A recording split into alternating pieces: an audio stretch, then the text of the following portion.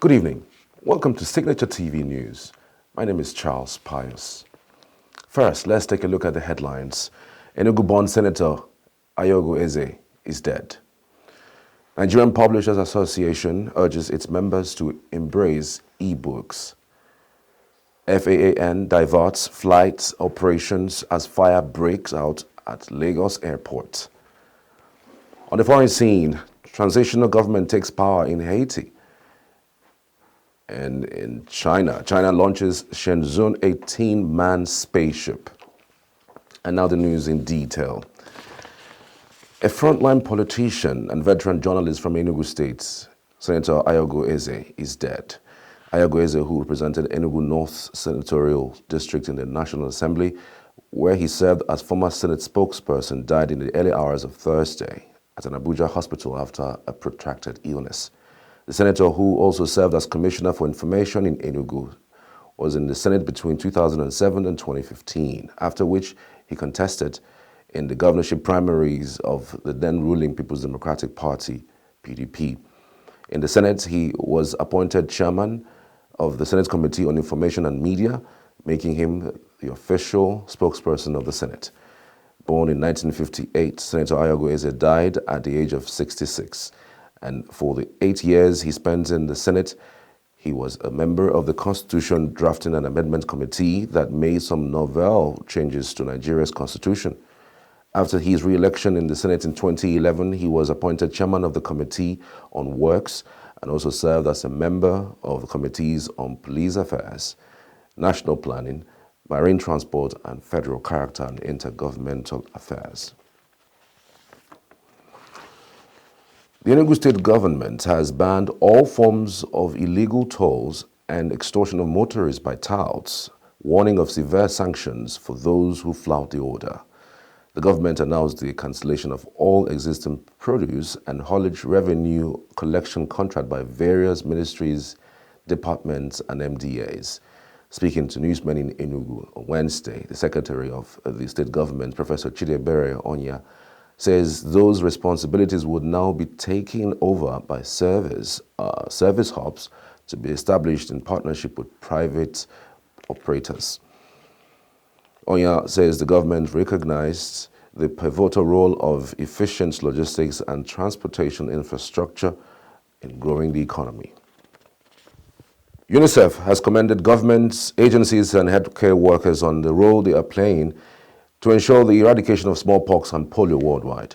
Chief Field Officer, Southeast of UNICEF, Juliet Chiluwe, who commended efforts made so far, while speaking to newsmen, says there is need for more efforts to be put in to ensure the total eradication.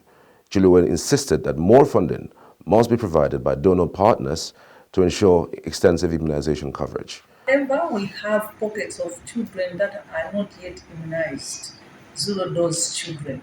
So for us, if we cannot, if partners, if development partners and the states cannot address these gaps, it means the gains that we've gained over years, whereby you find that the polio is, we don't have any cases of polio in this region. Even the outbreaks are on a minimal scale. We find that we are going to lose all these efforts. The more reason we are stressing that the states and development partners should still invest on ensuring that no child dies from vaccine-preventable diseases. Meanwhile, responding to the World Immunization Week with the theme Humanly Possible, UNICEF's health specialist, Olusoji Akinleye, says the overall target is to ensure that government in low and zero-dose states are committed politically and financially to improve their status and also catch their vaccines rates. Yes, we do need more resources. Okay? We would love a situation where state governments can say, you know what, let us buy these vaccines. Or let us expand our cold chain storage mechanism. Let us strengthen our cold chain mechanism to be able to keep vaccines for longer and moving them to where the people need them the most. We need to really strengthen that. More importantly, we're talking about humanly possible. We need to continually let our people know that working together the possibilities are immense. You can solve a lot of problems. The state of the Hotel Presidential in Enugu, one of the legacy projects established by the defunct Eastern region, is a source of worry to well-meaning citizens. Signature TV correspondent Chini Ikebunam has been asking questions, and in this report mirrors the true state of the one-time iconic Hotel Presidential. Hotel Presidential Enugu, built in 1966 under the administration of late Dr. Michael Obara as the premier of the defunct Eastern region, was the pride of the East and a sight to behold until the 80s and early 90s. The Federation Hall and the Cinema Hall served as a venue for major local and international conferences, while the spacious compound, swimming pool, and other facilities provided the ambience for recreation and other outdoor activities. Unfortunately, that one center of attraction and attention has become a ghost of its old self, providing refuge for miscreants, hoodlums, that are undesirable elements, who now find the premises as a safe haven to carry out their nocturnal activities, courtesy of the overgrown weeds and trees that also provide accommodation for rodents, snakes, and other animals. The present state of the facility and the attendant economic loss occasioned by its long neglect and abandonment is a source of concern to well-meaning individuals. I'm of the opinion that the Enugu state government should do all what they can to put it in proper place of functionality, so as to create more job opportunities to the teeming youth of Enugu. And when that is done, it's not only that it's going to create this employment we're looking for, it's also going to increase the IGR of the state. There are so many other ancillary companies that will, or enterprises that will function as a result of the functional state of the presidential hotel. The first time I went there, I was a teenager, so I went there with my friends to just chill. That place is a very good site if they actually reconsider in renovating or build it to standard, because it's actually a tourist site. Ray Nnaji, a former commissioner in Enugu, is equally concerned about the abandonment of the Hotel Presidential. When I see the Presidential Hotel Enugu and remember what Presidential Hotel Port Harcourt represents, I feel like crying, because it's very unfortunate that we will have that kind of asset and we allow it to waste. Because if you go to Port Harcourt, you see what Presidential Hotel is doing to the River State, even South. That is what the Presidential Hotel Enugu ought to be doing to Enugu State and Southeast. A former commissioner for culture and tourism, Joe Mamel, spoke of failed plans to resuscitate the hotel during his time in office. We got status symbol that came in, but they came in under an arrangement which is supposed to be a tripartite arrangement with government. The idea is that they partner with us.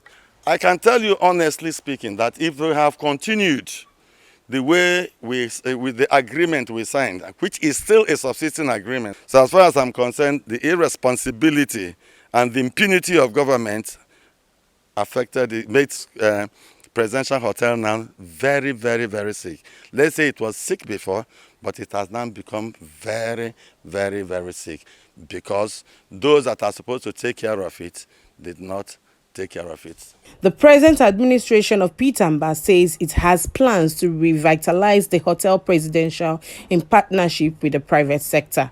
Presidential Hotel gives His Excellency sleepless night. It's one of the major projects on his priority list, and negotiations are already ongoing. It's a good thing that His Excellency Dr. Peter Mba is already revamping the place, and before the end of the year, I am very, very sure, if it is not finished, it will be almost finished. While the Hotel Presidential in Port Harcourt, established at the same time with the Enugu facility, is still a major player in the hospitality industry, the once vibrant Hotel Presidential Enugu is yawning and begging for attention. A successful rehabilitation of the hotel, which has 100 standard rooms, a tennis court, massive swimming pool, and recreational facilities, will no doubt be an added boost to the economy and tourism industry in the state and create a much-needed employment for citizens. Chinemere Mikebunam reporting for Signature Television. The Nigerian Publishers Association wants its members to embrace other forms of publications apart from the traditional book to allow everyone easy access to the store of knowledge. The president of the association, Uche Anioke, who stated this during a virtual press conference to mark this year's World Book and Copyright Day, observed that time was ripe for publishers to embrace publications like ebooks, which he said is the way to go. The association president, who was represented by the deputy president, Austin Omubiko, said the declaration of April 23rd annually as World Book and Copyright Day by the United Nations speaks volume on the importance the global body attaches to the production of high-quality books to engage the human mind. The Nigerian Homegrown School Feeding Program on Thursday got a boost with a partnership between the federal government and the Partnership for Child Development Imperial College London. President Bola Tinubu on January 12th suspended all forms of programs of National Social Investment Program Agency for 6 weeks. The 4 programs administered by the agency are N-Power Program, Conditional Cash Transfer Program, Government Enterprise and Empowerment Program, and Homegrown School Feeding Program. A statement by the Director of Information Office of the Secretary to the Government of the Federation, Segun Imosoye, says the suspension was based on the investigation of alleged mismanagement of the agency and its programs. The Federal Airport Authority says it has diverted all flight operations from the Murtala Mohammed Airport Terminal 1 to the D wing of the airport over a fire incident. FAAN also says the engineers at the airports have disconnected power from the entire E wing of the airport to quench the ravaging fire which started around 5:29 a.m. on Thursday. FAAN, together with the airport's rescue and firefighting services team, were said to have restored calm in the area after some airport staff and travelers took to their heels. Scores of demonstrators on Thursday stormed the National Secretariat of the All Progressives Congress in Abuja to demand the resignation of the national chairman, Abdullahi Ganduje. This follows his recent suspension by a faction of his ward executives and the alleged bribery allegation leveled against him by the Kano state government. Chanting solidarity songs and displaying several banners and that read, "Ganduje must resign and return the APC chairmanship to the North Central," the protesters appealed to President Bola Tinubu and the Secretary to the Government of the Federation, George Akume, to consider returning leadership of the party to their region. The agitation comes 2 days after the Forum of APC state chairman passed a vote of confidence on Ganduje and backed him to remain as national chairman. The federal government has revealed plans to integrate over 20% of unbanked Nigerians into the banking system. Vice President Kashim Shettima, who was speaking in Abuja on Thursday at the beginning of a 2-day national stakeholders workshop on economic and financial inclusion, says at least 20% of Nigerians are currently excluded financially. He added that the government was targeting to reduce that number to a minimum of 5%. At least at the event, the 14th Emir of Kano and former governor of the central bank, Sanusi Lamido Sanusi, said banditry and other security challenges in Nigeria can be attributed largely to financial exclusion, as many rural dwellers have no access to efficient payment systems. The workshop focuses on how to integrate the unbanked Nigerian population into the formal financial system in Nigeria. On the foreign scene, a transitional council took power in Haiti on Thursday, intending to return stability to a country where gang violence has caused chaos and misery. Haiti's finance minister, Michel Patrick Boisvat, is the interim prime minister, according to the nation's office Gazette. The formal swearing-in of the transitional council started on Thursday morning. Haitian Prime Minister Ariel Henry announced his resignation in a letter dated Wednesday and shared on social media on Thursday. Haiti's outgoing government formalized the transition process to 2 weeks ago, a month after Henry's announced he would resign once the consul was in place. And elsewhere, Britain's opposition Labour Party says it plans to renationalize the country's rail network within 5 years without paying compensation to private operators as it set out its plans to fix the troubled railway system. Labour Transport Chief Louis Haye says in a speech that the railway reform would be the biggest in a generation. Britain's train services were privatized in the 1990s, but several operators have been renationalized in recent years, some of them losing their franchises after underperforming. Labour wants to set up a publicly owned Great British Railways, which will inherit passenger rail contracts currently held by private firms as they expire, a process it expects to be completed within its first term in office. Labour will sweep away the broken model and bring private operators into public ownership as their contracts expire. We will establish Great British Railways, a single directing mind to control our railways in the passenger interest, with huge amounts wasted every year through inefficiencies and fragmentation. We will deliver simplified fares and ticketing, a best fare guarantee across the network, as Trainline has already managed to achieve, and we will roll out the kinds of innovations that you have trialled here, digital season tickets and automatic delay repay, so that they are available to all passengers. And we will create a tough new passenger watchdog that will hold Great British Railways to account on behalf of the passenger. Military troops and veterans took part in a parade marking the 50th anniversary on Thursday of Portugal's coronation revolution that toppled the longest fascist dictatorship in Europe and ushered in democracy. Antonio Oliveira Salazar ruled Portugal from 1932 to 1968, but the regime lasted for a further 6 years under successor Marcelo Caetano, only crumbling on April 25, 1974. The almost bloodless revolution was conducted by a group of junior army officers who wanted democracy and to put an end to the long-running wars against independence movements in the African colonies of Angola, Mozambique, and Guinea-Bissau. China has on Thursday launched the Shenzhou 18 manned spaceship, sending a crew of 3 astronauts into space. The spaceship atop a Long March 2F Carrier rocket blasted off Thursday night from the Jingwan Satellite Launch Center in northwest China. The Shenzhou 18 crew, consisting of mission commander Ye Guangfu and astronauts Li Kong and Li Gongsu, will stay in orbit for about 6 months. After entering orbit, the Shenzhou 18 spaceship will perform a fast automated rendezvous and docking with the radial port of the space station core module, tying about 6.5 hours into the mission, forming a combination of 3 modules and 3 spacecraft.